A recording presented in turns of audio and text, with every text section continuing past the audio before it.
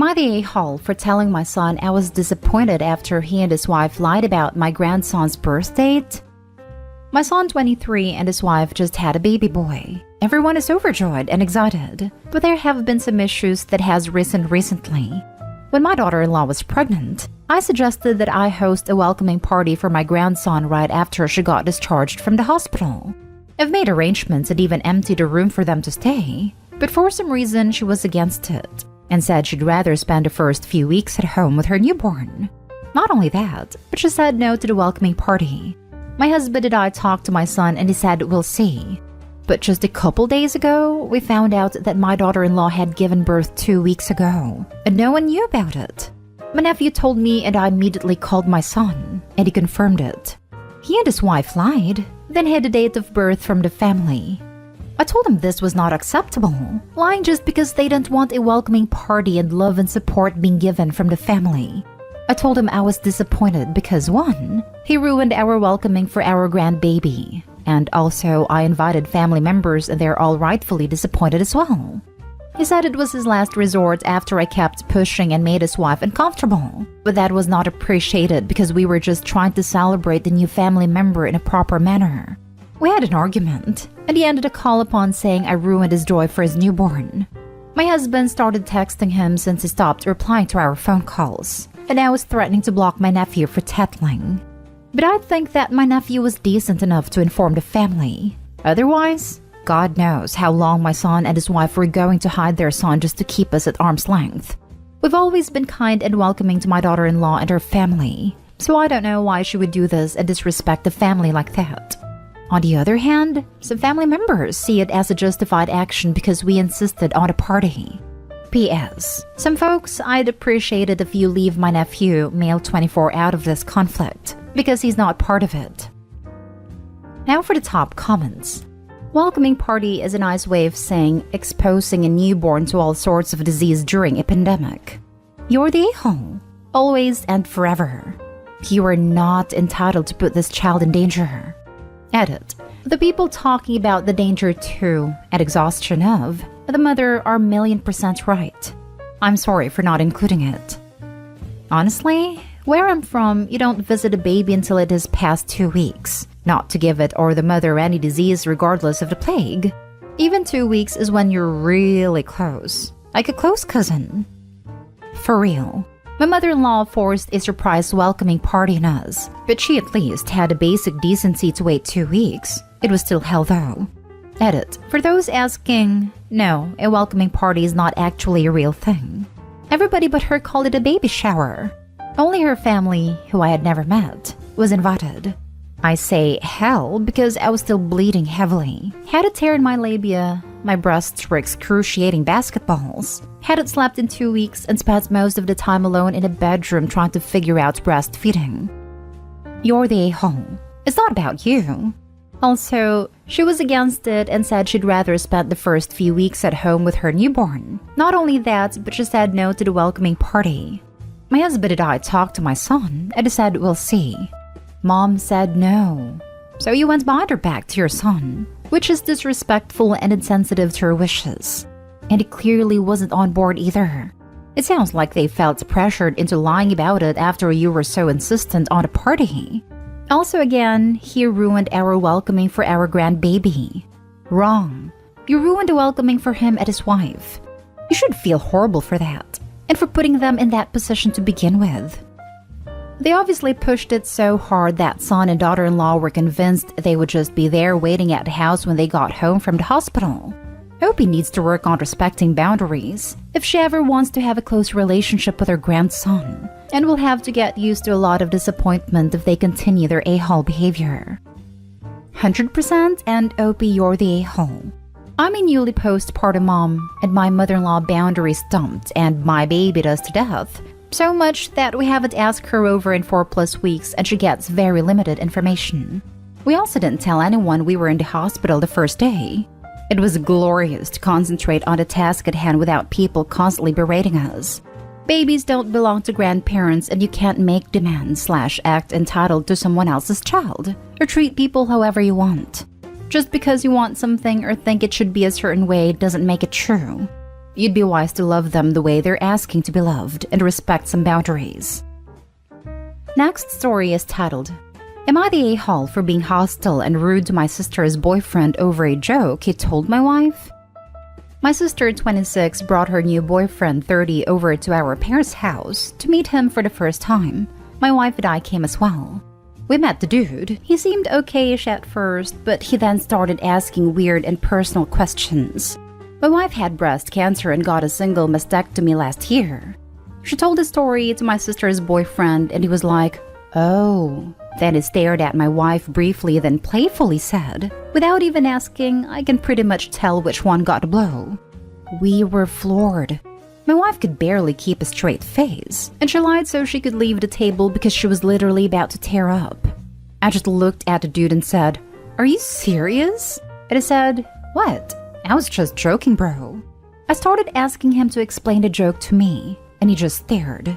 I asked him again to explain it to me in details, but still got no answer. My sister asked me to stop because clearly he got uncomfortable, but I insisted he explain the joke to me because clearly my wife and I didn't get it. Things got awkward with him avoiding eye contact while I just stared at him the entire time. I still insisted. I'd asked him to explain the joke right there and then, but seconds later he said he needed to step outside to make a phone call. Turns out he got in his car and left. My sister had a meltdown screaming and berating me for how I treated her boyfriend, calling me hostile with anger issues to scare her boyfriend out of our parents' house. I told her he was overstepping and made my wife uncomfortable to the point of crying. She actually called my wife such a princess and said she is soft and cannot take some teasing. I had an argument with her and my parents intervened. I just took my wife and left. My dad called me later and said that he understood how hurt my wife felt. But my sister's boyfriend was visiting for the first time and I showed hostility and aggression instead of just ignoring him. He encouraged me to reach out to him and my sister later and talk it out, but I declined. Am I the a-hole? Edit. My sister and my wife don't have a history, but my sister tends to see the worst in people. When my wife announced her diagnosis, my sister actually thought she was faking because the family no longer brought up my wife's miscarriage months prior. I thought that was out of line and she apologized for it and we moved on. But my sister thinks that the only bad trait she sees in her boyfriend is a smoking habit. She says that otherwise he's perfect. Shaking my freaking head. Not the a-hole. Congratulations, you handled the situation perfectly. You simply asked the a-hole to explain himself. He couldn't. He doubled down. He chose not to apologize, which could have diffused the whole situation. What? I was just joking, bro. This is always code for I'm an a-hole, but I'm going to let myself off the hook. It's right up there with I'm not racist, but... And I'm just being brutally honest. 100% agreed. The just a joke bro crowd is never funny. Opie's insistence that he explained the joke is something I tend to do when confronted with that as well, and the reaction he got from the boyfriend is completely expected. Sister should be ashamed of both her taste in men and her attitude towards Opie's wife. Opie's family clearly enables her behavior since he got the whole "don't rock the boat" speech from dad. Opie's not a-hole, and frankly my hero for how he stood up for his wife. Not a-hole. What's so hostile about asking him to explain his stupid freaking joke? Some people think that anything less than fawning over their jokes is aggressive. I noticed it a lot when I started asking my family, "Oh, I don't understand a joke. Can you explain it to me?" Or they'd make racist comments and say they were jokes. Nah, jokes are funny and you're not being funny, just a jerk. Me not laughing at them was considered rude, and asking them to explain how racism is hilarious was aggressive. But this is only called aggressive by the people who were the original a-holes, or those who enable a-holery. It's a perfect response and very helpful for weeding a-holes from your life. Well done. Not the a-hole, and I honestly commend your restraint. Not sure I could have held back as much as you did in similar circumstances. Sometimes people don't have anger issues. They just have wholly valid anger. Normally, I do my best to keep calm and collected. It takes huge amounts of effort to get a reaction out of me. It's just how I am, and unfortunately people do try to test me oftentimes. Next story. Am I the a-hole for banning mother-in-law from being around my two underage kids after she said she should have my stepdaughter removed by CPS? I have a stepdaughter, Ava, 26, and two bio daughters, Claire, 16, and Emily, 14. I really did my best to bond with Ava, but she just wasn't into it. We did family therapy, individual therapy, but Ava was never okay with the idea of having step-parents. Mom was also remarried. She was a good kid and just kept to herself. Ava's getting married and mother-in-law's freaking out because Ava doesn't want a lot of post pictures. Ava really just wants pictures with a groom and to skip the family pictures. I didn't hear this conversation, but apparently Ava told mother-in-law that she would take pictures with her and father-in-law, but she had been dreading the big family pictures because she hates pretending she has two families when really she just didn't have one. My husband gently confronted Ava when mother-in-law told him what she said, and Ava said he didn't do anything wrong, but she just hates pretending we are a real family. That was hard on him, and he has been beating himself up over it. Mother-in-law won't let go of it, and has been crying about how she didn't know how bad it was for Ava, and she should have saved her. Mother-in-law recently burst into tears very dramatically in front of my husband, Claire, and Emily, and said she should have called CPS on us and gotten custody of Ava. We demanded to know what was CPS worthy, and she said she could have made something up, but if Ava was so unhappy, she should have been removed. I asked her if she would really lie to CPS, and she said yes, and that Ava probably would have been a good actress and could have convinced them. I was freaked out by this conversation. I decided if she really thinks that is okay, I don't want her around Claire and Emily. My husband is torn. The kids don't care either way, but mother-in-law says I'm dramatic and insane, and Ava told her dad that I can do whatever I want. But if mother-in-law can't be around them, the four of us can be the ones to not come to the wedding. I actually didn't mind her being around them at the wedding. It meant more she is banned from our house and we won't be going to any family events. My husband is now upset and feels I overreacted. Now for the comments. Not stay home. Mother-in-law is nuts and having a meltdown about somebody else's wedding. If she's threatening false CPS reports, she doesn't need to be anywhere near your family. Not to mention mother-in-law is delusional to think that her getting custody of Ava would have magically fixed all of the problems she perceived. Like if only she'd been the one to have custody, then Ava would want to take big family photos. She's throwing an overdramatic temper tantrum with very real and consequential threats, and I don't blame Opie for not wanting that anywhere near her family. Not stay home, but that is not a problem here. Husband being a freaking pushover is. What your mother-in-law said is completely inappropriate, and your husband should see it as what it was, a threat to your family. If he can't see that, then it is maybe worth reevaluating your relationship with him. Not stay home, but your husband should have A, recorded that crap, and B, gone no contact. If my mother-in-law threatened my kids like that and my spouse was that spineless, it would be insta-divorce and seeking a restraining order against the mother-in-law. Like I would get in the car and drive to a shark of a lawyer.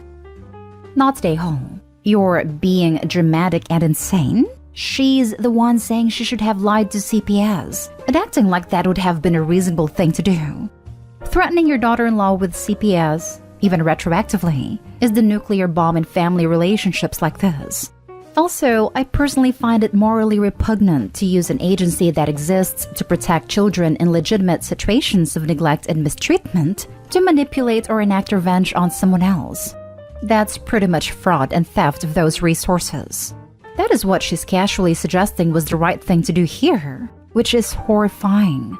I wouldn't want someone like that around my kids either. Now for the last story. Am I the a-hole for telling him his dog is absolutely destroying me and my kids' quality of life? My fiancé just got a dog about 2 years ago that has made me and my kids hate being home. That's coming from people who love dogs, including the multiple dog foster home over the years. This dog is untrainable. She has been in behavioral training and other basic training for a year and a half, and there has been zero change in her behavior at all. She whines constantly, nips at your face to get your attention and draws blood damn near every single time, rips food from your hands, bites your ears while you are trying to drive because she is pissed that you won't let her sit in your lap, gets in the garbage and will snarl at you if you reprimand her, etc. The only thing she's actually sticking with on the training is going to the bathroom outdoors. To say I'm done is an understatement. She's a small dog, so this is unnecessary, but she truly hurts people, nipping and digging constantly. 2 weeks ago, I completely freaking lost it after multiple conversations with my fiancé about the dog. He insisted on bringing her with us to the store one day because this dog is basically his pride and joy and cannot see any wrongdoings that she's actually doing. So he insists on bringing her. And while driving, she jumped in my lap and gutted me. Complete loss of breath. Dug the heck out of my stomach, etc. Not even 10 minutes later, she reaches up and rips my Slim Jim out of my mouth. I flipped out and told him he had until the end of the month to find her somewhere else to go, because I've had it and she's no longer welcome at my home. My fiancé keeps saying he will just try harder on training despite us bending backwards as it is, spending over $12,000 in training alone for it to do absolutely nothing. Wasting 3 days a week to go to training with her because it's important, but nope. So anyways, last night my daughter and I finished a project we had been working on for months. We wove a 12 by 12 blanket together made up of our old shirts and blankets. We hung it up in the garage to dry the glue around the seams. My fiancé brought the dog out and ended up hanging out in the garage with his buddy Chris. And like 15 minutes later, he comes inside apologizing because this animal destroyed at least 4 feet of this blanket we just finished. At this point, I told him I have never in my life hated an animal the way I hate this dog. And she has completely destroyed me and my kids' quality of life, and I'm done. Either he gets rid of the dog or he leaves with her. Those are the only 2 options at this point. He says I'm an a-hole for allowing a dog to ruin my life, and says if I would just calm down then I would see she isn't that bad. Am I the a-hole? Not the a-hole. Any dog who has been through $12,000 worth of training and still bites people is a dog that doesn't belong living with people who aren't absolute pet experts. I have to agree with this comment. I'm just stunned that it hasn't gotten better. I mean, 12,000 is a lot of training hours. Except training only works if it's reinforced at home, which I very much doubt the man in question is doing. Thus, training classes aren't magic. The dog isn't going to suddenly have an epiphany that, oh, this is what they want me to do at home. You have to continue what they're learning at home. Not stay home. The dog probably has potential, but your fiancé's refusal to see her behavior as problematic has made her a menace. Really, it's not the dog that's ruined your quality of life. It's the fiancé for his refusal to be consistent with training.